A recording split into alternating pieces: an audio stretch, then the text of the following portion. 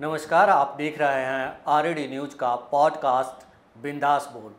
मैं हूं योगेश चक्रवर्ती और बिंदास बोल में आज हमारे साथ बिहार के जाने माने दंत चिकित्सक डॉक्टर मोहित हैं। हम डॉक्टर मोहित के बारे में आपको बता दें, डॉक्टर मोहित के बारे में कहा जाता है कि बिहार के लोगों के दांतों में जब दर्द होता है तो उनके आँखों में डॉक्टर मोहित चमकते हैं। बहुत बहुत स्वागत है डॉक्टर साहब आपका भी, बिंदास बोल में। आपका भी। ये बताएं कि आप कंकड़ बाग से पूरे बिहार में कब मशहूर हो गए?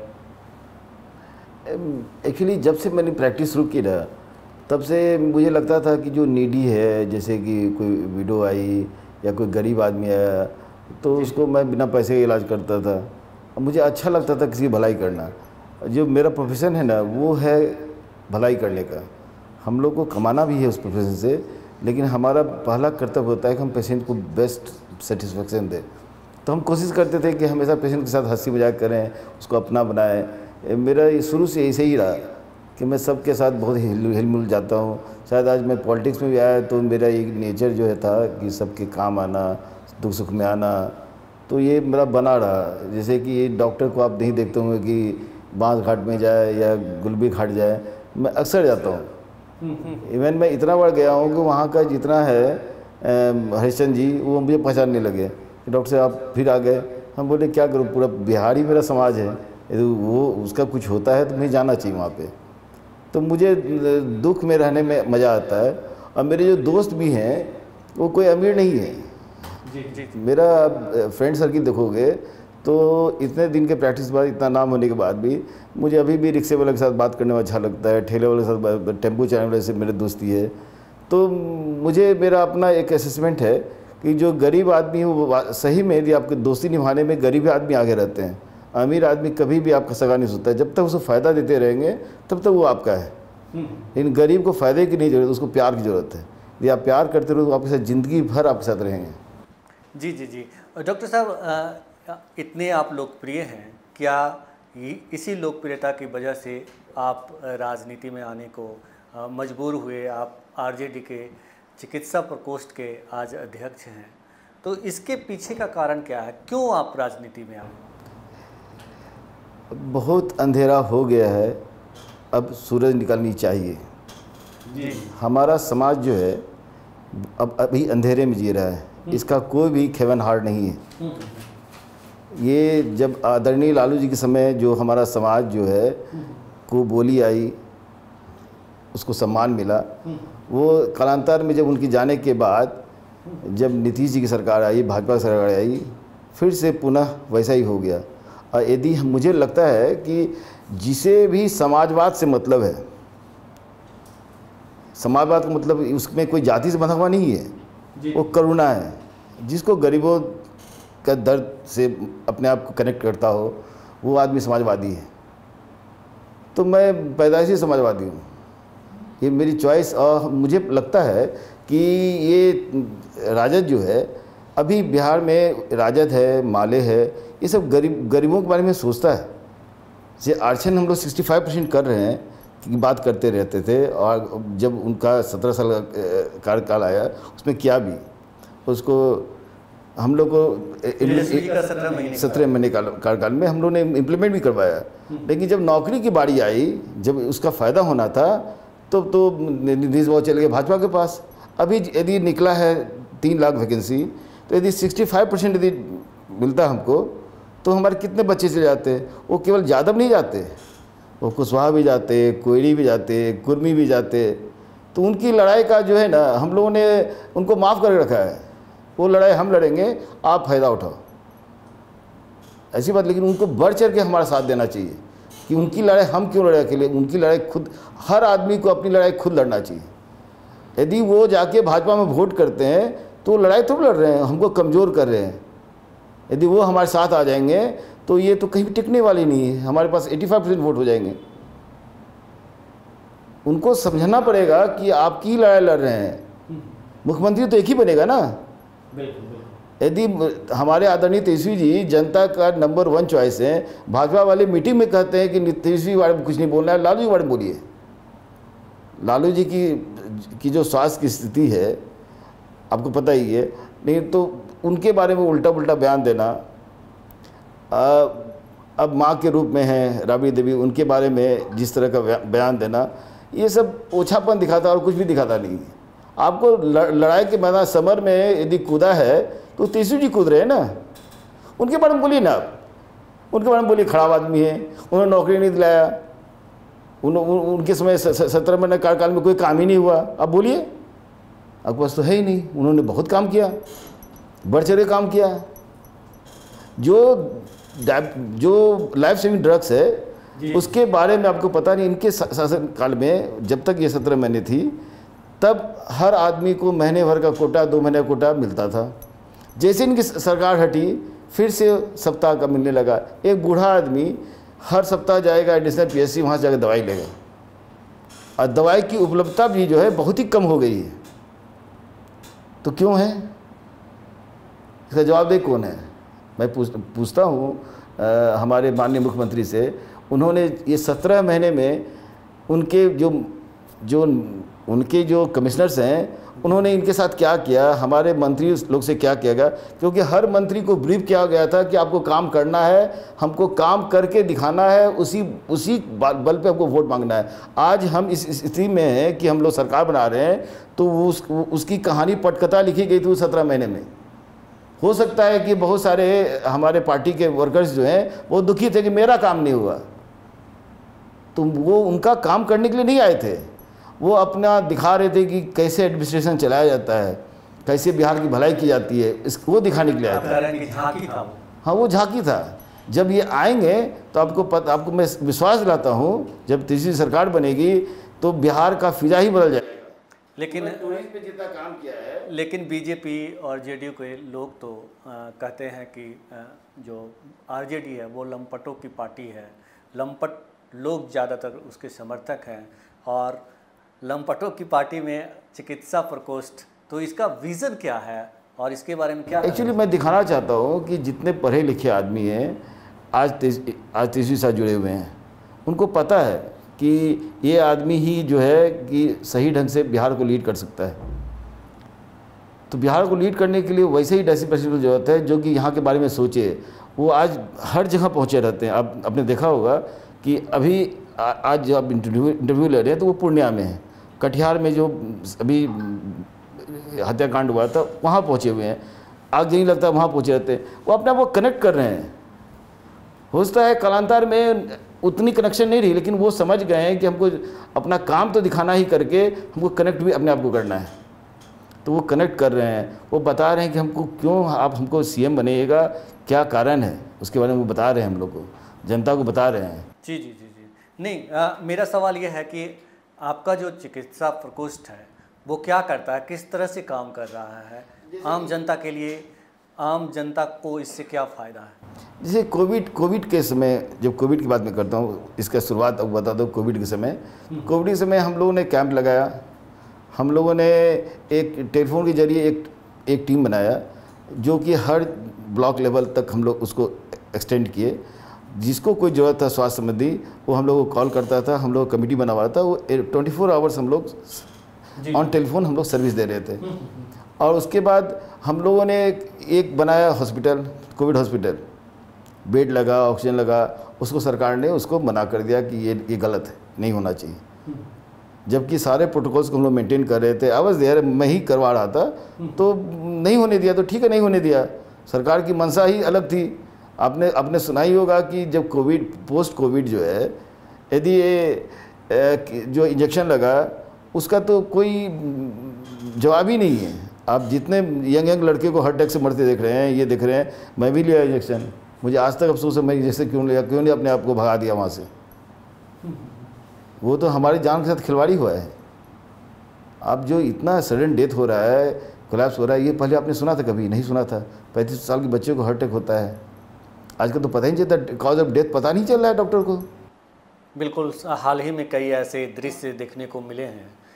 एक पुणे यूनिवर्सिटी में एक लड़की स्पीच देते देते लुढ़क गई, एक लड़का जो है एक्सरसाइज करते करते लुढ़क गया। तो इस तरह की घटनाएं एक नहीं कई सामने आई है।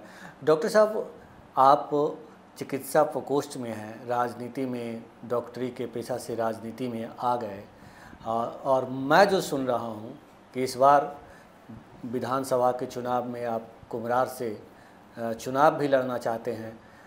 तो कुम्हरार तो बीजेपी का गढ़ है, वहाँ आप क्या करेंगे, कैसे जीतेंगे? नहीं, पहली बात कि हर आदमी चाहता है लड़ना, पार्टी डिसाइड करती है किसको लड़ाना है, ठीक है। अब मेरा कहना है कि अब जब लड़ाई लड़ो ना, सबसे मजबूत जगह से लड़ो, सबसे मजबूत किला को फतह करो। मुझे पता है कि ये 5 टर्म से भाजपा वहाँ से जीत रही है। वहाँ पे एक कहावत है, कुत्ता को भी बीजेपी का टिकट दे देगा वो जीत जाएगा। तो वहाँ पे जो भी विधायक बन रहा है वो अपने आप को उसी के लायक समझे,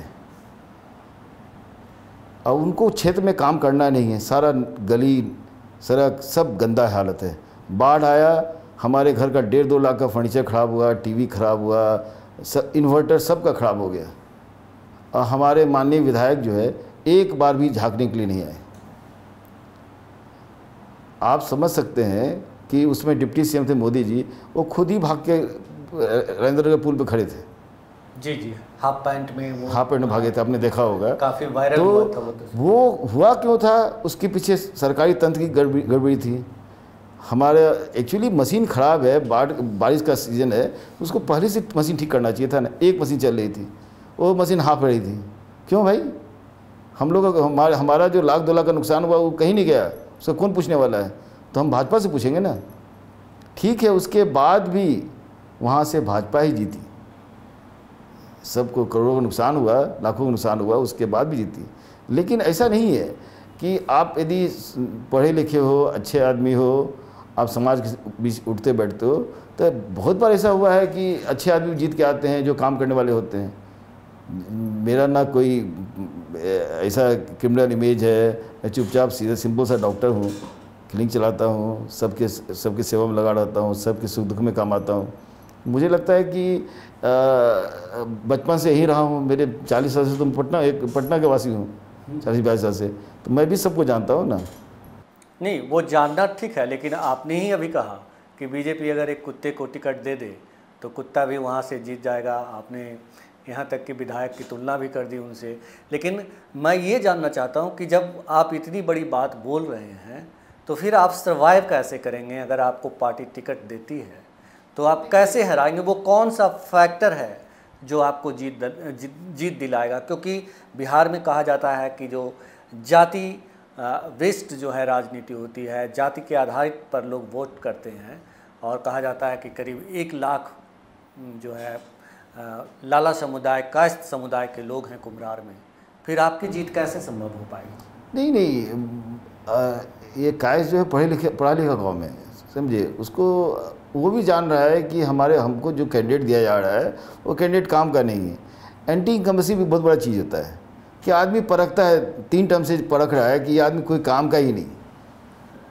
मैंने कि एक छोटा सा काम लेके आप जाओ तो आपका काम नहीं होगा, वो बस ग्रांटेड लेता है। ग्रांटेड जो है ना, पढ़े लिखे आदमी समझते हैं ग्रांटेड वर्ड को, तो ग्रांटेड कि हमको जितना ये तो काम क्यों करेंगे? जी। तो रोटी को अच्छा से बनाने के दोनों साइड पलटना पड़ता है ना। जब तक पलटेगा नहीं तब तक समझेगा कैसे कि दूसरा आदमी आके कितना काम करता है। ये जाति का ज़्यादा बात है कि जाति को मैं मानता ही नहीं हूँ। एक हिंदू है, एक मुस्लिम है, हिंदू में कोई जाति नहीं। मेरी खुद की वाइफ जो है वो राजपूत कास्ट से है। मेरे बेटे की शादी हो रही है, मैं बनिया में कर रहा हूँ, तो मेरे घर में हर जाति की लड़कियाँ आई हैं, लड़के आए हैं। तो हम लोग जात को मानते ही नहीं। जब मैं नहीं मानता हूँ तो हम एक्चुअली ये इट्स ए सिंपल मैसेज कि हिंदू का कोई जात नहीं होता। हिंदू हिंदू है, वो चाहे लाला रहे, ब्राह्मण रहे, राजपूत रहे। और जब तक हम लोग ये काम नहीं करेंगे तब तक हिंदू एक हो भी नहीं सकता है। It's long vision. यदि हम लोग इंटर कास्ट शादी करना शुरू कर दें तो उसका जाति खत्म हो जाएगा, ये एजेंडा ही खत्म हो जाएगा। ये तो बनाया गया है कि तुम बधे रहो बटे रहो, तो बटने आपको एकता तो आएगी नहीं। तो ये जो आप कह रहे हैं कि हिंदू ही नहीं रहेगा, जाति ही खत्म हो जाएगी, ये तो आरएसएस वाले को आप बड़ी चुनौती दे रहे हैं। हाँ सही बात है। सब यदि मिक्स शादी करना शुरू कर दे तो उसके बाद आपको ब्राह्मण, भूमियार, यादव सब बटने का जरूरत ही नहीं पड़ेगा। आने वाले दिन में यही होने वाला है। आपके 20 साल के बाद वो आरएसएस का एजेंडा खत्म हो जाएगा। वो जो जातियों में बांट रहा है, मनुस्मृति खत्म हो जाएगी। कौन ब्राह्मण, कौन राजपूत, कौन चमार, कौन दुसाध, कुछ भी नहीं रहेगा। सब आपस में रहेंगे, सब परिवार ही रहेंगे। यदि मेरा पोता है, उसकी जाति हम तो कहेंगे हिंदू जाति का है, क्योंकि मैं तो यादव जाति हूँ, मेरी वाइफ राजपूत है, मेरी बहू यदि बनिया रहती है, बनिया है, तो उसकी क्या जाति है? वो हिंदू जाति के ना। अनेकता में एकता का मिसाल पेश करना। हर घर में ऐसा होना चाहिए। आने वाले दिन में यदि हर घर में इस तरह का प्रचलन होता है, मुझे नहीं लगता है कि भाजपा जैसे जो समाज में इस तरह का वेमनस फैलाते हैं वो सब नहीं फैलेगा, बिल्कुल नहीं फैलेगा। जी जी जी जी। लेकिन डॉक्टर साहब, एक फैक्टर और है कि 2020 के विधानसभा चुनाव में तेजस्वी यादव काफ़ी पॉपुलर थे और यहाँ तक कि लग रहा था कि उनकी सरकार बनेगी। जनता में भी काफ़ी उत्साह था, हर वर्ग के लोग उनको सपोर्ट कर रहे थे। अभी जब चुनाव के 2025 के विधानसभा चुनाव के 6 महीने के करीब टाइम बचे हैं, लेकिन 2020 वाला माहौल अभी तक नहीं बन पाया है। ऐसे में आपको नहीं लगता कि अगर आप चुनाव मैदान में उतारते हैं कुम्हरार से जैसे सीट से, तो ये बहुत ही जोखिम भरा कदम होगा? हाँ ये तो है, लेकिन आखिर उसको जीतेगा कौन? वहाँ का जो रहने वाला है वही जीतेगा ना, जिसे जनता के बीच में पकड़ है वही जीतेगा उस सीट को।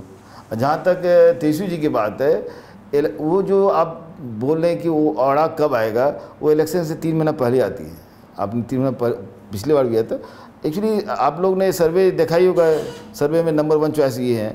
अपने आदरणीय मुख्यमंत्री साहब का तो 9% चॉइस में आ रहा है, और बाकी भाजपा वाला का तो कोई चॉइस ही नहीं है। वहाँ पता ही नहीं किसको बनाना है, कोई फेस ही नहीं है वहाँ पे।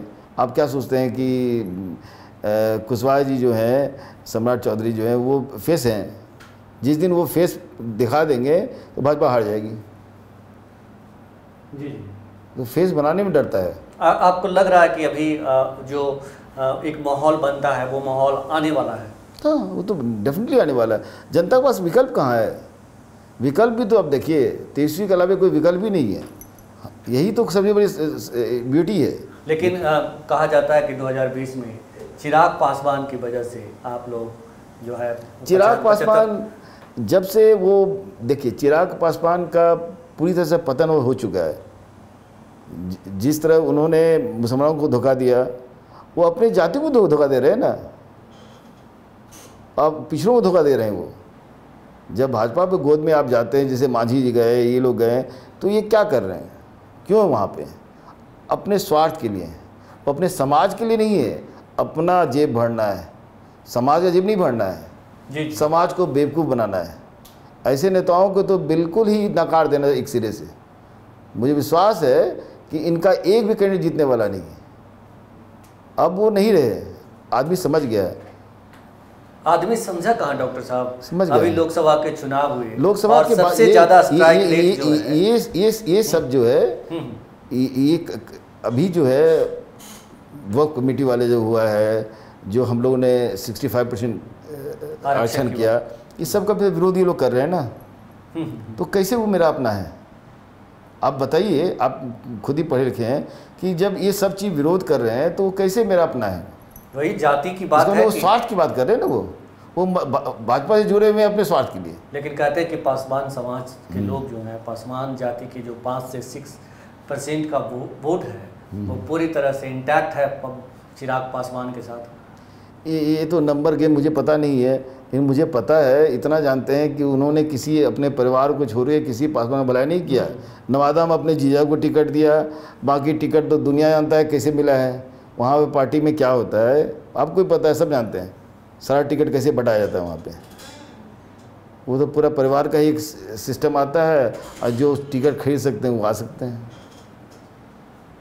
ऐसा ही आरोप तो तेजस्वी यादव पर भी लगता है। कैसे तेजस्वी यादव पर आरोप पड़ता है? आप ये भी स्टांस बता दीजिए।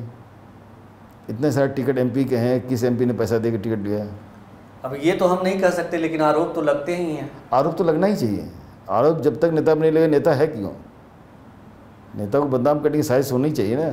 साजिश नहीं किया जाएगा तो नेता बनेगा कैसे? लालू जी क्या आपको लगता है चारा घोटाले में इन्वॉल्व थे? उनकी जो काम करने की कार्यशैली थी, उससे डर के समाज का एक सेगमेंट जो है, ये पूरी तरह से इसको पूरी तरह से बिल्डअप किया, किस तरह इनको जेल के पीछे रखें। अदरवाइज जेल के बाहर रहेगा तो ये आदमी बिल्कुल ही उल्टा पुल्टा काम करके जो विशेष समाज के लिए काम करना शुरू कर देगा। उन्होंने उस समय वो रहते यदि, तो अब तक जाति गणना हो जाती।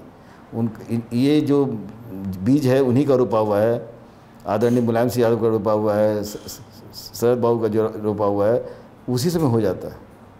वो जाके अब मजबूरन इनको करना पड़ा मोदी जी को। मोदी जी अब कितना दिन रोक सकते थे उसको? आखिर ये हमको पता होना चाहिए ना, कौन जाति कितना पिछड़ा हुआ है, उसकी आर्थिक उसकी आमदनी क्या है, उसका रहन सहन कैसा है, तभी तो आप समाज को बढ़ा सकते हैं ना। आप जानेंगे कि वो सामने वाला आदमी को क्या बीमारी है, तभी तो इलाज करेंगे। ये मजबूरन उनको करना पड़ा। ये सारा क्रेडिट जाता है लालू जी को, आदरणीय लालू जी को, और किसी को नहीं जाता है। उनकी जो लगाई हुई जो फसल थी, उन्होंने तेजस्वी जी ने उनको पूरा फर्टिलाइजर डाला, पानी डाला, और मोदी जी ने काट लिया। काटा किसे? काटना ही नहीं, उनको करना पड़ा। ही वॉज प्रेशराइज्ड, करना ही पड़ेगा। उनके पास क्या एजेंडा है? कुछ भी नहीं है। वो तो जाति गणना करवा रहे हैं, करवाना ही पड़ेगा ही। वो तो इलेक्शन भर है ना। आपको क्या पता है कि ये कर देगा? वो आपको लगता है मोदी जी को इतनी ताकत है कि करवा देंगे? आरएसएस करने देगा उसको? आरएसएस खुद चाहता है कि जाति गणना हो। वो क्यों चाहेगा भाई? वो क्यों चाहेगा? ब्राह्मणों का संगठन है वो क्यों चाहेगा हमारे बारे में? वंचितों की बात क्यों करेगा? वंचितों के फायदे की बात क्यों करेगा? ऑर्गेनाइजेशन कौन लीड कर रहा है? हम आप कर रहे हैं लीड? क्या आप वहाँ के चपरासी भी नहीं बन सकते हैं? आप बस लाठी घुमा सकते हैं, उससे आगे नहीं जा सकते। अब उठा के देख लीजिए, संगठन का ढांचा उठा के देख लीजिए आप। पैंट से फुल पैंट तक पहुंच गए, लेकिन दिमाग नहीं बदला है, सोच नहीं बदला है। सोच वही पुराना है कि जादव है तो गाय दुहेगा, चमार है तो चमड़ा छिलेगा। यही सोच है। इन्हें सोचा कि लोग पढ़ लिया है। खुशबा वो तो कहते हैं कि हम लोगों में चेतना जगाने का काम कर रहे हैं, हिंदू को एक करने का काम कर रहे हैं, हिंदू के हक और अधिकार की बात कर रहे हैं। हक अधिकार की बात करें, वो हिंदू की बात करें तो ठीक है। वो हिंदू केवल गिनती का 10-15% ही नहीं है, समझे? हमारा यदि 100 आदमी है, वो केवल 15% हक की बात कर रहा है। वो मनुस्मृति को फॉलो करता है। मनुस्मृति क्या कहता है आपको? तो मनुस्मृति लिटरेचर पे काम कर रहा है वो। आप तो है ही नहीं, बस ताली बजाते रहिए, पैंट बलते रहिए, लाठी उठाते रहिए, इतना ही काम है उसका। हम तो इसके घोर विरोधी हैं। ये बताएं डॉक्टर साहब कि तेजस्वी यादव 2 बार बिहार के उप मुख्यमंत्री रहे, और उन्होंने जब भी उप मुख्यमंत्री पद से हटे तो 17 साल बनाम 17 महीने का नारा भी दिया। आप उनके इस 17 महीने के काम काज को, या कहें कि 2 बार जो उप मुख्यमंत्री रहे, उन समय अवधि को कैसे देखते हैं? क्या लगता है कि तेजस्वी यादव को अगर मौका मिलता है बिहार के सीएम बनने का, तो वे एक बेहतर मुख्यमंत्री साबित होंगे? डेफिनेटली, कहीं भी शक नहीं। आपको अभी कुछ देर पहले पता सदर में उन्होंने मेडिसिन फैसिलिटी में कितना काम किया, डॉक्टरों के हक के लिए कितना काम किया, उस तरह रोड्स में जो इंफ्रास्ट्रक्चर है उस पर बहुत सारा काम किया। परिवहन मंत्री थे, वो पर्यटन मंत्री थे। पर्यटन मंत्री में उन्होंने कितना साइन किया, कैसे इम्प्रूवमेंट किया, किसको हाईलाइटेड पोस्ट को किया गया कि इस सब जगह पे जाके आपको पर्यटन को बढ़ावा देना है। जापानीज़ गवर्नमेंट से बात की उन्होंने, सब उनके फैसिलिटी के लिए बहुत सारा काम किया गया। पर्यटन को बहुत बढ़ावा दिया इन्होंने। तो इतने कम अवधि में इतना काम है, सबसे बड़ी नौकरी, 5 लाख नौकरी देना एक कम बड़ी बात है। जो भाजपा इतना साल से टिका हुआ था, सत्ता में है, जदयू थी, नौकरी कहाँ दे पा रहा था।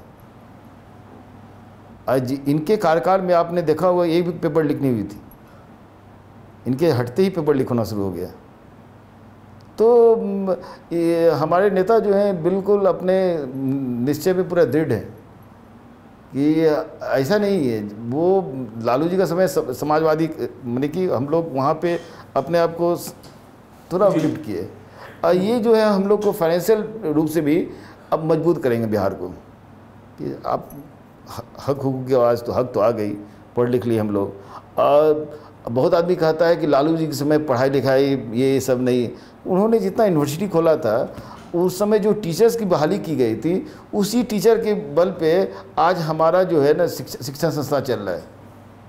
इतना क्वालिटी टीचर्स, अभी जो नीतीश जी की सरकार में जो टीचर्स की क्वालिटी आप देख लीजिए, अंतिम में इतनी बुरी हालत है कि वो ठीक से कमल लिखना नहीं जानता है, कमल और कमल में कन्फ्यूज हो जाएगा। ऐसे टीचर्स थे, वो बच्चे को पढ़ाएंगे क्या। तो लेकिन अब बीपीएससी के थ्रू हुआ है तो फिर सिलेक्शन अच्छा हुआ है। इन टीचर के चयन की प्रक्रिया प्रॉपर होनी चाहिए, इंटरव्यू होना चाहिए, उसका डिग्री देखना चाहिए प्रॉपर ढंग से। ऐसे ही किसी को बना दें, गांव के मुखिया जी का बेटा है तो आप बना देंगे उसको मास्टर बना दीजिएगा, ऐसे ऐसे ये है। उसकी बहू है तो बना दिए मास्टर, ऐसे नहीं होता है। उसका चयन का प्रक्रिया होना चाहिए। शिक्षक है ना, शिक्षक ही आधार बनता है। यदि अच्छे टीचर रहेंगे तो अच्छे स्टूडेंट पैदा लेंगे, अच्छा संस्कार मिलेगा। सब चीज़ तो टीचर भी डिपेंड करता है। लेकिन लालू प्रसाद यादव, तेजस्वी यादव विकास पुरुष तो नहीं बन पाए, सुशासन बाबू तो नहीं बन पाए। सुशासन बाबू नीतीश कुमार कहते हैं हर बात में, हर मंच से कहते हैं कि 2005 से पहले क्या था जी। हाँ सही कह रहे हैं, उनका कहना सही है कि 2005 से पहले क्या है। 2005 से पहले समाज में जो ऊंचे नीचे का भेदभाव उसको मिटाया गया।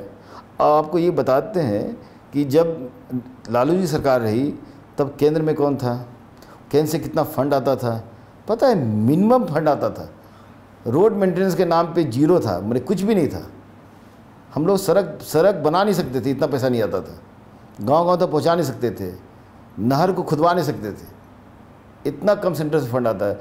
उसके बाद जब नीतीश जी की सरकार आई, हमारा केंद्र में सरकार था, तो हमारे आदरणीय लालू जी ने यहाँ पे कल कारखाना लगवाया। आप तो पता ही हुआ, कल कारखाना उन्हीं के समय आया हुआ बिहार में। जी जी। विजन नहीं था क्या, रेल कारखाना, भाई रेल के हैं तो रेल का ही काम करेंगे ना। उसके बाद आदरणीय रघुवंश बाबू थे, आदरणीय जयप्रकाश बाबू थे, इन्होंने इतना पैसा बिहार को पंप किया कि बिहार आज इस जगह पे दिख रहा है। हम लोगों ने ये नहीं सोचा कि यदि नीतीश कुमार को भी काम नहीं करने देंगे तो ये अगले बार वो मुख्यमंत्री नहीं बन पाए। हम लोगों ने बिहार की जनता की बात की, बिहार जनता की भलाई की बात की। हमारा सोच और उसका सोच बहुत बिल्कुल डिफरेंट है। हम बिहार की बात करते हैं, बिहार के हित की बात करते हैं, वो कुर्सी की बात करते हैं। यदि आदरणीय लालू जी यदि नहीं पैसा यहाँ भिजवाते तो ये इस बिहार का वही हाल रहता है, वैसे जर्जर स्थिति में रहते हम लोग। आप ये कह रहे हैं कि लालू यादव के कहने पे बिहार को सड़कों हाँ। और दूसरे साधनों के लिए पैसे मिले। वो डिपार्टमेंट मेरे पास था ना।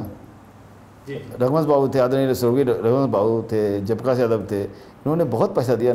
इवन यू कांट बिलीव कि हमारे आदरणीय मुख्यमंत्री के पास विजन ही नहीं था कि कैसे इसको डेवलप करें, कैसे पैसा वहाँ से जनरेट कराएं, कैसे डिमांड करें। ये भी काम हम ही लोगों ने किया था। अब वो बंदा आज के डेट में हम लोग को बताता है कि वो कोई काम का आदमी है। अरे तुम क्या काम के आदमी हो भाई। वो पैसा तो हम लोग खुद ही ला के खुद ही क्रिएट करके बिहार को दिए, उससे बिहार का डेवलपमेंट हुआ। ये तो सब पत्रकार छिपा जाते हैं बात को। ये बिहार की सच्चाई यही है कि यहाँ पे सच जो है बोला नहीं गया। बस इसके पीछे रीज़न क्या है, जो मीडिया तंत्र हैं वो जो है हमारे अगेंस्ट रहे हैं शुरू से। Lalu ji was very serious man. उनको बना क्या दिया कि बहुत हंसी मजाक करने वाला आदमी ये है। नहीं, उनके वो हंसी मजाक में भी एक सोच था गरीबों को बढ़ाने का। उसको सोच के जब देखा कि अब लालू जी का कोई जवाब नहीं है तो एक बिटकॉइन स्कैम में फंसा दिया। इतना छोटा सा स्कैम में एक, जबकि जो ट्रेजरी में जो सैनिंग अथॉरिटी होता है वो डीएम होता है, समझे। तो डीएम होता है तो कहाँ से बेचारे लालू जी फंस गए इसमें, ज़रा सा सोचने वाली बात है। मैंने कि हाई कोर्ट में देखा नहीं कि भाई ये तो ट्रेजरी ऑफिसर तो वो होता है, इसमें ट्रेजरी ऑफिसर फंसेगा ना, वो तो फंसा नहीं, आदरणीय लालू जी को फंसा दिया गया। उस समय तो बहुत सारे आदमी थे, जगन्नाथ मिश्रा भी थे, और कोई जहानाबाद के एक विधायक थे, अभी नाम भूल रहे हैं, वो लोग थे। अब उसका तो नाम नहीं लिया। उसमें दिखाया गया कि ज़्यादा बेसिकली चोर होते हैं, तो मिश्रा जी को, जगन्नाथ मिश्रा को दिखाई नहीं गया। उसमें बहुत सारे आदमी थे ना, तो किसी के बारे में आपने चर्चा सुना है क्या? केवल लालू जी बारे में सुना है। ठीक है, लालू जी तो चर्चा में रहते ही हमेशा, उन लोगों का नाम क्यों नहीं लिया गया? उनके बेटे तो आज जदयू के मिनिस्टर बने हुए हैं, नाता मिनिस्टर बने हैं, तो कैसे? बोलना चाहिए चोर का बेटा है, आप बोलते नहीं हैं। तो आप लोग की आवाज़ मतलब क्यों नहीं गूंजती है? आप लोग कहाँ कमज़ोर पड़ जा रहा है? देखिए, हमारा आवाज़ जो है हम लोग अपने लेवल पे करते हैं, लेकिन हमारे आवाज़ को सपोर्ट करेगा कौन? मीडिया। कहीं ना कहीं इस मामले में आपको बताता हूँ कि हम लोगों ने कभी मीडिया में ना प्रॉपर ढंग से कोशिश की ना। मुझे लगता है कि जो हम लोग को दिखाना चाहिए मीडिया के साथ प्रेम भाव, शायद हम लोग में कमी रही है, इसी वजह से मीडिया वाले साथ नहीं देते। मीडिया वाले कोई बुरे थोड़े होते हैं, बहुत अच्छे होते हैं। वो हर मीडिया वाला चाहता है जो स्वतंत्र पत्रकारिता करता है वो सच की बात करे, लेकिन उनकी भी कुछ आकांक्षाएँ रहती है, उनका भी कुछ सोच रहता है, उनको भी दुख होता है, उनको भी दर्द होता है, उनके बच्चे रहते हैं, उनकी बीवियाँ रहती है, सब चीज़ रहते हैं ना। हमको सोचना पड़ेगा ना कि उनके सपोर्ट में काम करे। उनके बच्चे का एडमिशन है तो दौड़ के करवाए, एडमिशन है पार्टी लेवल पे, बहुत सारा चीज़ है, तो हम लोग वो नहीं कर पाते हैं। आप ये करें कि मीडिया वाले नहीं खेला कर दिया? हाँ, मीडिया वाला हमेशा खेला करते हैं, लेकिन थैंक्स टू आप लोग जैसे पत्रकार जो स्वतंत्र है, वो उसको किसी से मतलब नहीं है। आप लोग रह के बात उठा के हम लोग के फेवर में काम करते हैं, तो उसके लिए हमेशा ओबलाइज रहेंगे। हम लोग रहते भी हैं, ऐसा बात नहीं है, रहते हैं, लेकिन और ज़्यादा रहना चाहिए, क्योंकि वही जनता की आँख कान नाक सब वही तो है, मीडिया ही ना। तो मीडिया के साथ तो मेरा अपना इक्वेशन बहुत अच्छा होना चाहिए। जी जी जी जी। डॉक्टर साहब, ये बताइए कि अगर राजनीति से हट के बात करें तो आपका जो काम है, खास करके चिकित्सा क्षेत्र में, तो हम देख रहे हैं कि आप आंगनबाड़ी से भी जुड़े रहे हैं, आंगनबाड़ी वर्कर्स के लिए भी काम किया है, तो उसके बारे में कुछ आप बताएं। देखिए, आंगनबाड़ी वर्कर्स जो है ना, एक्चुअली महिला सशक्तिकरण करना है, महिला को मजबूत करना है। ठीक है, पहली बात, आंगनबाड़ी यदि मजबूत है तो महिला भी मजबूत है। तो आंगनबाड़ी को जो पे दिया जाता है वो बहुत ही कम दिया जाता है। तो मेरा कहना है कम से कम एटलीस्ट मिनिमम वेजेज जो होता है वो तो दो आप उसको। यदि वो बीमार होती है उसका इंश्योरेंस होना चाहिए, प्रॉपर इंश्योरेंस, मैंने कि उसका कार्ड बनना चाहिए, उसका फ्री में इलाज हो, उसके परिवार का। वो देखिए, आप यदि मॉनेटरी यदि ये है तो आपके काम में उसका असर दिखेगा। यदि आप खुद ही परेशान रहिएगा तो क्या काम कर पाइएगा। तो उसको हमको सेफ एंड सिक्योर्ड करना है। मिनिमम वेजेस से है तो जैसे कि उन लोगों को जितना मिलता है हम लोग कम से कम डिमांड करना चाहिए। 15,000 है तो कम से कम 18,000 रुपया दें, महीने का पे दें, तो उनका ज़िंदगी बहुत अच्छा से कंफर्टेबल ढंग से गुजरेगा। जी जी जी। उनकी मांगों को लेकर के आप काम करते हैं? हमारे आदरणीय तेजस्वी जी उसके लिए तैयार हैं, बिल्कुल। बोले ठीक है, जब मेरी सरकार आएगी तो हम लोग उनका बात रखेंगे, उनका काम करेंगे, पक्का करेंगे। और तेजस्वी जो कहते हैं वो करते हैं, वो वचन के बहुत पक्के हैं, बोले कि बात जमान के बिल्कुल कच्चे नहीं है कि जैसे मोदी जी बोलते हैं वो करते नहीं है, ये बोल दे गलती से, वो करते हैं। अभी सुन रहा था मैं उनका जो एक प्रोग्राम हुआ था आरजेडी का, तो कह रहे थे कि हमारी उम्र कच्ची हो सकती है लेकिन जुबान पक्की है। सही में पक्की है। हाँ, ये तो मैं आपको विश्वास दिलाता हूँ। वो सोचते हैं वो कर लेते हैं, उन पर किसी का प्रभाव नहीं है, वो सेल्फ है। लेकिन वो अपने आप तो भाई वो कह रहे थे कि गड़बड़ करने लगा था 17 महीने में, इसीलिए उसको अलग कर दी। नीतीश जी का कहना सही है, नौकरी देने लगे थे। वो जो है बिहार को डेवलप कर रहे थे। गड़बड़ यही था ना कि उसके बाद उनको पता था कि जिस तरह से ये आदमी काम कर रहा है तो मेरी तो जरूरत ही खत्म हो जाएगी। चाचा डर गए थे? चाचा डर गए थे। पक्का? हाँ, इनसे डर के रहना है सबको, क्योंकि एक बार वो आएंगे तो कभी सत्ता से हटेंगे नहीं। जनता को काम से मतलब होता है, उसको जात पात इससे मतलब नहीं है। जात कुछ दिन तक चलती है, काम हमेशा चलती है, काम बोलती है। काम बोलता है, लेकिन जो बीजेपी जेडीयू के लोग हैं वो तो अक्सर यही कहते हैं कि जंगल राज आ जाएगा, जंगल राज आ जाएगा। जंगल राज कैसे आया? जंगल राज क्या था? जंगल राज का डिफिनेशन आपको पता है? ये जंगल राज तो बनाया हुआ था। एक बार गलती से कोई बोल दिया तो जंगल राज शुरू हो गया। जंगल राज में वहाँ पे गरीबों के हक हुकूक की बात हो रही थी। आप यदि गरीब को तंग करते तो पहले गरीब सुन के बैठ जाता था, लात खा के चुप हो जाता था। जंगल राज में यही हुआ कि हम लोग को यदि लात मारा जाता था तो हम लोग एक लात मारता था, हम लोग 4 लात मारते थे। तो 4 लात मारना जंगल राज था। हमारी बहू बेटी का इज्जत उठेगा तो हम छोड़ने वाले थोड़े हैं, आपको जिंदा जला देंगे। वो जिंदा जलाया जाता था उसमें, उसको आप जंगल राज कह दिए। मतलब आप कह रहे हैं कि बदले का मौका एक क्रिएट हो गया था। हाँ, नहीं, आदमी को पता था थाना वाला केस नहीं लेगा तो वहाँ उस समय ऐसा था कि गांव का मुखिया और राजद का छोटा कार्यकर्ता यदि थाना में जाता था तो थानेदार को कुर्सी से खड़ा होना पड़ता था। कहता तुम केस कैसे लोगे, इस पे जुल्म हुआ है, लेना पड़ता था। उससे पहले कब? अब तो फिर वही हाल हो गया है। अब जाके देखो थाना में नहीं ले रहा है केस। उसको तो बस इंटरेस्ट ही केवल दारू में ही है। दारू वाला पकड़ेगा, मोटा पैसा लेना है, कमीशन लेना है, दारू बिचवाना कमीशन लेना है। एक संगठित एक ऑर्गेनाइजेशन चलने लगा है, उसमें पुलिस वाले की पूरी भागीदारी है, भाजपा वाले की पूरी भागीदारी है, जदयू वाले की पूरी भागीदारी है। सत्ता उसके पास है ना। ये सत्ता के नीचे ये घटना चल रहा है। आपको दारू हर जगह मिल रही है, होम डिलीवरी है। कैसे हो सकता है भाई? जब तक सत्ता उसके साथ नहीं तो होम डिलीवरी नहीं हो सकती। पुलिस के साथ नहीं होम डिलीवरी करने की हिम्मत कोई नहीं कर सकता है। कर सकता है? कानून के राज का शर्मनाक चेहरा है। बिल्कुल शर्मनाक तो है ही। अब दिन दहाड़े मर्डर हो रहा है, सब कुछ हो रहा है, आप देख ही रहे हो। ऐसा कोई दिन नहीं है जिस दिन मर्डर नहीं हो रहा है, लिंचिंग नहीं हो रहा है, सब कुछ तो हो ही रहा है, बलात्कार नहीं हो रहा है। आप देखो वहाँ पे भी हाल में ही आरा में क्या क्या कांड हुआ है।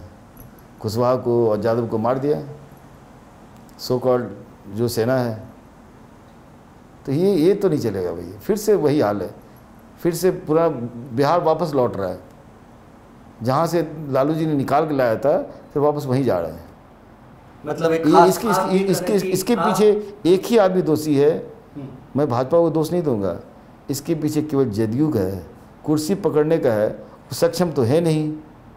जब राजा कमज़ोर हो जाता है तो इसी तरह प्रशासन करने लगता है, पूरी तरह से कमज़ोर है। आप ये कह रहे हैं कि एक खास वर्ग के लोग फिर से समाज पर हावी होते जा रहे हैं और नाजायज़ तरीके से अपना प्रभुत्व दिखा रहा है। एग्जैक्टली, ये सच है। मुझे थोड़ा सा भी गुरेज नहीं है ये बोलने में कि उन्होंने पूरी तरह से अपना अधिकार बना लिया। अब बाकी जो है सब हंसिए पे पहुंच गए। ये सब हमारे आदरणीय नीतीश बाबू की देन है। आप उनके इर्द गिर्द कितने आदमी को देखते हैं तो कौन है पता है, आप जान के पता चल जाएगा। जैसा संगत हुआ वैसा आपका दिमाग हुआ ना। जिस तरह का आदमी के साथ रहिएगा वैसे ही आप हो जाइएगा, आपकी मानसिकता वैसी हो जाती है। हम साधुओं के बीच में रहेंगे ना तो हम साधु वाला मंत्र उच्चारण करना शुरू करेंगे, लेकिन यदि हम क्रिमिनल के साथ रहेंगे तो हम गोलीबार का बात करना शुरू कर देंगे। वो डिपेंड करता है कि कैसा आपके इर्द गिर्द कैसे आदमी है। डॉक्टर साहब, इतना बढ़िया बात करते हैं पॉलिटिक्स पे, चिकित्सा पे, तमाम क्षेत्रों के बारे में, और हम देख रहे हैं कि जो मैं रिसर्च कर रहा था आपके बारे में तो आप कई संगठनों से RMPA से भी जुड़े हुए हैं, जो रजिस्टर्ड मेडिकल प्रैक्टिशनर हैं, उनकी संस्था से भी जुड़े हुए हैं। तो ये क्या है और इसके लिए किस तरह से आप काम कर रहे हैं? देखिए, RMP जो ग्रामीण प्रकोष्ठ है, जब मैं जब मैं छोटा बच्चा था तो उसमें डॉक्टर्स तो होते नहीं थे। तो मेरा जितना बीमार हुए, सर्दी खराब हुआ, पेट खराब हुआ, अब बच्चा है तो खिले कूदेगा, सारा इलाज कौन करता था? आप भी यदि गांव से ताल्लुकात रखते हैं तो वो बेचारे ग्रामीण के ही डॉक्टर करते थे, हम लोग ठीक भी उसी तरह हम लोग स्वस्थ पैदा लिए, समझे। तो गांव की जो भी चिकित्सक के रूप में समस्या होती है, ग्रामीण प्रकोष्ठ ही करता है, ठीक है ना। तो मेरा कहना है कि आरबी भाइयों से मैंने तेजस्वी से उनसे बात करवाई, उनकी बात बहुत ध्यान से उन्होंने सुना। हम बोले कि देखिए हम आपके साथ हैं, मेरी सरकार आती है तो हम लोग आपको समायोजन करेंगे, लेकिन आपको जो है यदि सबका तो नहीं हो सकता है, जो भी बाकी हो आप लोग कम से कम ऑपरेशन मत कीजिए, आप बेसिक फर्स्ट डायग्नोसिस जो होता है वो कर लीजिए, समझे, प्राथमिक उपचार कर लीजिए, अपने पेशेंट को आगे बढ़ा दीजिए। यदि आपसे होने लायक होता है तो समय के साथ साथ सब सीख जाता है तो कीजिए, लेकिन जैसे पेशेंट सीरियस होने के लगे कि पेशेंट को हमें समझ में आता है, आप उसको रेफ़र कर दीजिए। लेकिन उसके बिना आप स्वास्थ्य के बारे में सोचना बेईमानी है। जब कोरोना आया था तो यही ग्रामीण चिकित्सक था जो अपने जान पे खेल के सबको बचाया। हम लोग को उसका ऋणी होना चाहिए, हम लोग तो ऋणी नहीं है, हम लोग उस पर लाठी चला रहे हैं। तो मतलब अगर आप लोग सत्ता में आते हैं तो जो रजिस्टर्ड मेडिकल प्रैक्टिशनर्स हैं उनके लिए आप कुछ विशेष फैसिलिटी मुहैया करवाएं? डेफिनेटली बहुत सारे एडिशनल पीएचसी में आप जाओगे तो आपको एक भी आदमी मिलेगा नहीं फर्स्ट एड देने वाला, है ही नहीं। डॉक्टर्स की बहुत बड़ी कमी है बिहार सरकार में। आज के डेट में डॉक्टर्स ज्वाइन करना भी नहीं चाहता है क्योंकि सेफ्टी तो है ही नहीं। कोई भी गुंडा आके तंग करके दो झपट लगा के चल जाएगा, तो नौकरी में ज्वाइन करता है नहीं। जो नौकरी में ज्वाइन भी करता है तो एसआरशिप करने के लिए, पीजी करने के चले जाता है। यदि 1000 की बहाली हुई ना, उसमें 500-700 चले जाता है पीजी करने के लिए, तो 300 ही नौकरी है, 300 ही बचा। वो एक बार आप निकल जाते हैं उस फ्रेमवर्क से तो आप वापस लौटते हैं 8-10 साल बाद, 8-10 साल बाद लौटते भी तो आप कॉलेज में जाते हैं, आप वहाँ पीएससी में नहीं जाते हैं ना। यही परंपरा चलती आ रही है। इसके बारे में सरकार को सोचना पड़ेगा कैसे हम लोग यदि 700 गया तो 700 फिल करना है, किस तरह से उनकी कमी को पूरी की जाए, तभी आपको अच्छा से हेल्थ स्ट्रक्चर जो बढ़ेगा। और तेजस्वी जी के आने के बाद यही होने वाला भी। उन्होंने कहा है कि ये आपका सही पॉइंट है, ये पॉइंट हम लोग रखेंगे, हम लोग करेंगे। तो आप एक डॉक्टर हैं, बिहार में 102 एम्बुलेंस चलता है, 102 पे कॉल करके लोग एम्बुलेंस बुलाते हैं, एम्बुलेंस की सुविधा लेते हैं, तो इसके बारे में आपका नज़रिया कैसा है? देखिए 102 वाले जो हैं वो काम कर रहे हैं, रात दिन काम करते हैं। उनके साथ उनका एक ही इशू है कि उनको पे 10,000 रुपया दिया जाता है। उनका कहना है कि मिनिमम वेज हमको मिलना चाहिए। तो मिनिमम वेज मांगना जो है स्टैंडर्ड है, वो कौन सा अपराध है? जी, तो अपराध तो है नहीं। उनको चाहिए कि मेरा इंश्योरेंस 35 लाख का होना। यदि हम ऑन द वे हैं, पेशेंट को लेके जा रहे हैं, मेरा एक्सीडेंट हो जाता है, रोड पे ही है ना वो, कभी कोई ट्रक मार सकता है और बहुत स्पीड चलाना पड़ता है, पेशेंट की जान की बात होती है, तो वो जनरली बहुत स्पीड से गाड़ी चलाते हैं। डेस्टिनेशन से पेशेंट को टाइम पेनी सेट बनी कि 1 मिनट यदि बचाता है तो पेशेंट की जान बच जाती है। ये तो 1 मिनट का होता है फासला ना जिंदगी मौत में, तो उसको रश करना पड़ता है, तो उसमें बाद में एक्सीडेंट हो जाती है, ठीक है। तो एक्सीडेंट उसके बच्चे तो बेकार हो जाएंगे। तो उनके लिए हम लोगों ने सोचा है, हमारी पार्टी ने सोचा है कि उनको 35 लाख का इंश्योरेंस करेंगे। जो भी डेथ होगा उसको 35 लाख मिलेगा।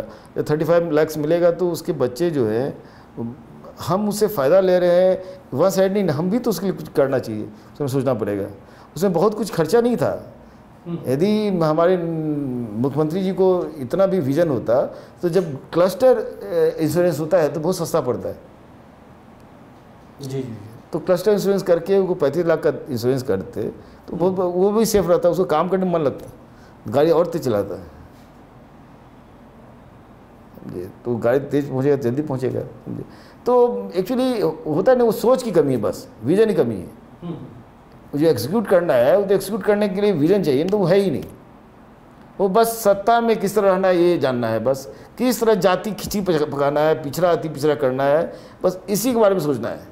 ये नहीं कि जो हम बात कर रहे हैं किसका, ऐसा तो ना कि एम्बुलेंस चलाने वाला केवल एक ही जाति का है, उसमें ब्राह्मण भी है, राजपूत भी है, कुर्मी भी है, कोरी भी है, यादव भी है, शेड्यूल कास्ट भी है, सब है, बनिया है, सब है। तो हम सब की बात कर रहे हैं ना। ऐसा तो रहे कि आरएमपी में केवल एक ही जाति का है जो राज समर्थित जाति है, नहीं, उसमें सब जाति है। हम सब की बात कर, एट लार्ज बात कर रहे हैं जी। पॉलिटिक्स जो होना चाहिए सब की भलाई के होनी चाहिए। ए टू जेड की बात कर, ए टू जेड की बात कर रहे हैं। आपके नेता भी तो ए टू जेड की बात करते ही बात। आपने देखा ही होगा कि बहुत सारे ऐसे कैंडिडेट हैं जो कि एमएलसी में जीत के नहीं आ सकते थे, उन्होंने उनको जितवाया, उनको मेन स्ट्रीम में लाया, ये दिखाने के लिए कि हम आपके साथ हैं। आप यदि किसी को एमएलसी बनवाते हो या कुछ भी करते हो तो उसको अपने आपको दिखाना, मैसेज देना रहता है कि हम आप सबके साथ हैं। लेकिन कई लोग तो ये भी कहते हैं कि मतलब ये सब सिर्फ दिखावे के लिए होता है। अब तो वही ज़्यादा चढ़ावा चढ़ जाता है तो उसको छुपाने के लिए होता है। नहीं, इलेक्शन में जब जाते हैं आप, चाहे एमएलसी इलेक्शन हो, कोई भी इलेक्शन हो, आप जाते हैं तो उसमें लड़ना पड़ता है। ऐसा नहीं कि हमारा पार्टी का सपोर्ट रहता है, कैंडिडेट को खुद भी एफिशिएंट रहना पड़ता है कि लड़ने के लिए, ठीक है ना। तो हम लोग कहीं ना कहीं अपने आदमियों की हकमारी करके उन लोगों को मदद पहुँचाते हैं। मेरा कैंडिडेट जीत सकता है तो भी उसको सेक्रीफाइस करके हम लोग उसको आगे बढ़ा रहे हैं। ये बहुत आपको नहीं पता है कि जो जीतने वाला कैंडिडेट है, जो जीता हुआ कैंडिडेट है, उसके बदले हम उसको बढ़ा रहे हैं आगे, समाज में ला रहे हैं, पॉलिटिक्स में ला रहे हैं उस समाज को। तो हमारा आदमी तो हमसे बुरा मानेगा ही ना। ये बहुत बड़ा सेक्रीफाइस है, इसको आप समझ सकते हो। पॉलिटिकल में ये कह सकते हो कि ये चूक है, लेकिन चूक कभी कभी चूक अच्छा ही होता है, समझिए। ये जो आपने ए टू जेड की बात की, और आपके नेता भी चाहते कि कई बार कहते कि आरजेडी एम-22 से हट करके ए टू जेड पे चली आई शिफ्ट हुई है, हम ए टू जेड की, तो इतने सालों में तकरीबन 2020 से मैं सुन रहा हूँ, तो अब तो आरजेडी पूरी तरह से ए टू जेड की पार्टी बन गई होगी। है, बहुत हद तक हम लोग वो, देखिए हमारे अध्यक्ष हैं जगदानंद बाबू, वो हार्डकोर समाजवादी आदमी हैं, आप तो जानते होंगे। उन्होंने पार्टी को बड़ी अच्छी तरह शेप दिया है। हमारे पार्टी में यदि उनको पता चलता है या आदरणीय तेजी जी को पता चलता है कि इन्होंने बदतमीजी किया या इन्होंने क्राइम किया, उसको पार्टी से 7 साल निष्कासन है। निष्कासन का लिस्ट आपको दिखाएंगे तो आपको आश्चर्य लगेगा हमारी पार्टी में कितना निष्कासन हुआ है। प्राइमरी मेंबरशिप से हटा दिया जाता है। हमारे पार्टी में आपने इतनी रैली देखी होगी, तेजस्वी जी के आने के बाद बहुत सारी रैली देखी होगी आपने सुना है कभी हम लोग इस तरह से बदतमीजी करते हुए या पत्रकार का कैमरा छीनते हुए या पत्थर चलाते हुए देखा है? इतना सब तरीक़ा से हम लोग जाते हैं, स्टेट करते हैं, फिर लौट के आ जाते हैं। पहले हम लोग का एक्चुअली वो जो फेज़ था 91 वाला फेज़, वो फेज़ बहुत ही अलग फेज़ था। एक डिप्राइव्ड आदमी को आवाज़ जब मिलता है ना, तो वो क्रांति थी ना, वो क्रांति का रूप लेती है, समझिए। अब हम लोग सब पढ़ लिख लिए हैं, समझे, सारे समाज पढ़ लिया है, SC ST सब समाज पढ़ लिया है। हम लोग किसी का मोहताज नहीं है, समझे। अब हम लोग सब मतलब A to Z, मतलब आप लोग को जो 15% या 10% जो फॉरवर्ड कम्युनिटी है उसका सपोर्ट मिलता है। हाँ मिलता है, लेकिन देखिए अनफॉर्चुनेटली उतना नहीं मिलना चाहिए, उतना नहीं मिलता है जितना मिलना चाहिए। हम लोगों ने हर तरह से कोशिश किया उनका सपोर्ट, लेकिन यदि कोई आदमी एडमेंट है कि हम सपोर्ट करेंगे ही नहीं, समझे। हम RSS के कैडर हैं, समझे, RSS के कैडर हैं, तो हम वहाँ से हिलेंगे नहीं, तो उसको आप हिला सकते हैं। यदि हम बोलेंगे कि हम यही काम करेंगे तो हमको आप हिला सकते नहीं हिला सकते हैं। आप किसी की मानसिकता को बदल नहीं सकते हैं। आप कितना भी एजेंडा पे एजेंडा डालते जाओ, आप उसकी हक की भलाई की बात करो, वो नहीं करेगा। बस नहीं है तो नहीं है। कमी कहाँ रह जाएगी डॉक्टर? कमी हम में नहीं है, उनकी सोच में कमी है। हम में कहाँ कमी है? वो हमसे जुड़ना ही नहीं चाहते हैं। आप गले लगाना चाहते हैं? हाँ डेफिनेटली, तभी तो उनके साथ रहते हैं। आप देख लो मेरे यहाँ पार्टी में टॉप 10 में तो बहुत सारे राजपूत हैं। अभी भी तिवारी जी, हमारे आदरणीय तिवारी जी को लालू जी ने कितना अच्छे से गले मिलाया। उन्होंने ही केस दिया था, फाइल किया था नीतीश जी के साथ, लेकिन उनको माफ़ करके अपना भाई समझ के उनको अपने साथ रखा। वो आज हमारे साथ हैं, उनको दुख भी होता है कि क्यों हम लालू जी को बिना मतलब फंसा दिए। आज भी कहते हैं कि उनका तो गलती था ही नहीं था, ये तो सुबटास था ना।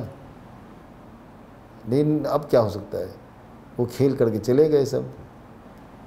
ये तो हमारी हमारी आवाज़ दबा दी गई। नहीं तो हम लोग बहुत एग्रेसिव रहते हैं, बिहार बहुत आगे निकल गया रहता है। तेजस्वी यादव जो राघोपुर से चुनाव लड़ेंगे और लड़ते रहे हैं, विधायक भी हैं, अभी मैं गया हुआ था राघोपुर, तो उन्होंने तो घुट्टी पिला रखी है पूरी हर कास्ट को। हर कास्ट के लोग कहते हैं तेजस्वी यादव। हाँ, उसमें 10 आदमी से बात किए थे, उसमें से 9 आदमी तेजस्वी जी के फेवर में बात करेगा।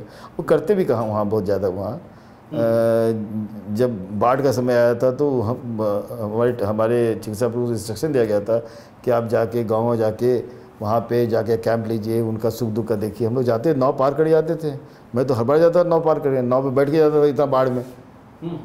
उनका प्ली था तो हम लोग जाना ही था। नेता है तो हमारे नेता जो कहेंगे वो करेंगे, चाहे नदी में कूदने कहेंगे या पहाड़ से फाड़ने के। गंगा जी में कूद। हाँ पक्का, नदी नहीं गंगा जी। हाँ, गंगा जी कूदने तैयार थे। अब देखिए नेता, लेकिन आप तो कह रहे थे कि हमको फोबिया है, डर लगता है। एक डर होता है। देखिए आपको एक बच्चा है, समझे, आपका पैर टूटा हुआ है, आप देख रहे हैं मेरा बेटा है वो गिरने वाला है, तो आपका पैर का दर्द खत्म होके अब पहले बच्चा बचाने जाइएगा। वो डिपेंड करता है, फोबिया या डर ये सब डिपेंड करता है सिचुएशन पे। यदि हम रिलैक्स पोजीशन में रहेंगे ना तो हमको दर्द होगा पैर में, हमको ये सब फोबिया होगा। लेकिन हम देखेंगे अरे मेरा बच्चा गिर रहा है, मेरा प्यारा बच्चा गिर जाए, सिर फूट जाएगा, तो हम दौड़ जाएंगे बचाने के लिए, उसमें भूल जाएंगे मेरे पैर में बैंडेज लगा होगा। ये सब मेंटल है, सब चीज़ सोच है। तो ये दर्द नहीं होता है। जब आप स्टेट ऑफ पीस में रहते हैं ना तब वो दर्द महसूस होता है। जब एक्टिव मोड में रहते हैं दर्द कहाँ होता है। आरजेडी के चिकित्सा प्रकोष्ठ के आप प्रदेश अध्यक्ष हैं, तो इस प्रकोष्ठ में कितने डॉक्टर जुड़े हुए हैं? मतलब ये सिर्फ नाम का है या कुछ चुनिंदा 100-150 डॉक्टरों का है? नहीं, ऐसा नहीं है। हमारे यहाँ बहुत सारे डॉक्टर जुड़े हुए हैं। हर जिला में, एवरी जिले में कम से कम 400-500 डॉक्टर्स हैं। तेजस्वी जी जहाँ जाते हैं मेरी पूरी फौज उनके पीछे रहती है। सब उनको इतना पसंद करता है हमारे नेता को। लिटरली तेजस्वी जी का बहुत ही क्रेज़ है डॉक्टर्स के बीच में। मुझे तो कुछ करना ही नहीं पड़ा, ऑलरेडी उनका क्रेज़ बना हुआ था। बस हम उनको एक जगह इकट्ठा कर लिए। उसके बाद हम लोगों ने सोचा कि चलो डॉक्टर्स तो इकट्ठा है ही, तो आरएमपी के बारे में सोचा जाए, आंगनबाड़ी के बारे में सोचा जाए, वो भी तो हेल्थ के ही पार्ट है ना। आशा वर्कर के लिए भी आप काम करते हैं। हाँ, तो सबको जोड़ना था ना, सबके हक की। आखिर हमारे नेता तक वो बात पहुँचे कैसे? यदि मेरे नेता यदि सीएम बन जाते हैं, बनना ही है, तो उनकी आवाज़ बन के तो मुझे ही जाना है ना। उन्होंने मुझे सेलेक्ट किया कि आप चिकित्सा परिषद अध्यक्ष बनो। मेरा काम है कि सबका दुख दर्द उनको बताएं। हर आदमी जायज़ रहेगा तो इतना टाइम तो नहीं होता है ना। हम लोग एक ब्रीफ टाइम में उनको बताते हैं कि ये सब प्रॉब्लम है, इसको देखना है। बोले हाँ ठीक, हम देखेंगे। अच्छा डॉक्टर साहब, ये जो चिकित्सा प्रकोष्ठ है आपका, वो MY समीकरण पे है या A to Z पे है? वो A to Z पे है। अभी हम बेगूसराय जा रहे हैं, वहाँ तो मिश्रा जी है अध्यक्ष। अभी बेगूसराय, जब जस्ट यहाँ से बेगूसराय ही जाएंगे हम आपसे मिलने के बाद। वो मेरे अध्यक्ष है, वहाँ पर बहुत काम करते हैं। अभी हम लोग की रैली होने वाली है, उसमें वो उसका कहना है कि हम डॉक्टर साहब हम 300 आदमी लेके आ रहे हैं। तो डॉक्टर साहब वैसे भी कोई जात वर्ग तो होता नहीं ना। कहाँ आप कंफर्टेबल फील करते हैं ये मैटर करता है। वहाँ जात नहीं चलता है। जी। कहाँ कंफर्टेबल है, कहाँ आपको लगता है कि हमको रहना चाहिए, वो मैटर करता है। ऐसे भी आप इतने स्वीट हैं कि स्वीट बातें करते नहीं, आप सबको अपने पाले में ले आते हैं। नहीं, ये तो है कि हम सबको सम्मान देना जानते हैं। लेकिन सम्मान दीजिएगा तो सम्मान पाइएगा। प्यार से बोलिए तो प्यार, जो जैसा बोलता है वैसे ही आता है ना। अब ऊपर में क्या भेज रहे हैं, ऊपर में गाली भेजते लौट के इको करके गाली ही आएगा। तो अब अच्छा चीज़ बोलिए तो अच्छा चीज़ आएगा। अभी आप लोग कुछ करने भी जा रहे हैं, रैली वगैरह, डॉक्टर चिकित्सा प्रकोष्ठ का क्या कुछ करने जा रहे हैं? एक्चुअली जितने आंगनबाड़ी हैं, डॉक्टर्स हैं, माई सेविका हैं, ये एम्बुलेंस वाले हैं, ये लोग सब मिल के एक कलेक्टिव प्रोग्राम किया जा रहा है। उसमें तेजस्वी जी आएंगे, वो आएंगे, वो बताएंगे कि हम आपकी सारी मांगे को मानते हैं, आपके हम लोग काम करेंगे। उनके नेता सुने हैं ना कि हम काम करने जा रहे हैं। जो जब उनकी जनता आएगी तो वो सुनेंगे, तो उनको लगेगा कि भाई मेरे जब तेजस्वी सरकार में आएंगे तो ये सब काम करेंगे, हम लोग को कितना एनर्जी लेवल बढ़ेगा। वैसे भी आपको पता है कि आशा वर्कर्स के बारे में पहले आपको पे उनको 2500 मिलता था, इनका जो सत्ता है तो 4000 किया गया, क्योंकि वो कमिटेड थे कि हम बढ़ा के 4000 करेंगे जी। तो अपना अब हम लोग का प्लानिंग है क्या कि वो 4000 अब क्यों कीजिएगा, मैंने 15000 कीजिएगा, कम से कम 15000 दीजिए। जो बेसिक जो है पे स्ट्रक्चर बढ़ा हुआ है वो तो राइट है ना, 500 रुपया पर डे दीजिएगा ना काम करने का, तो 500 के हिसाब से 15000 होता है ना, वो आप अपने जेब से तो दे नहीं रहे हैं, उनके काम के पैसे दे रहे हैं, उन्हें काम के पैसे दे रहे हैं। हर काम का पैसा होना चाहिए।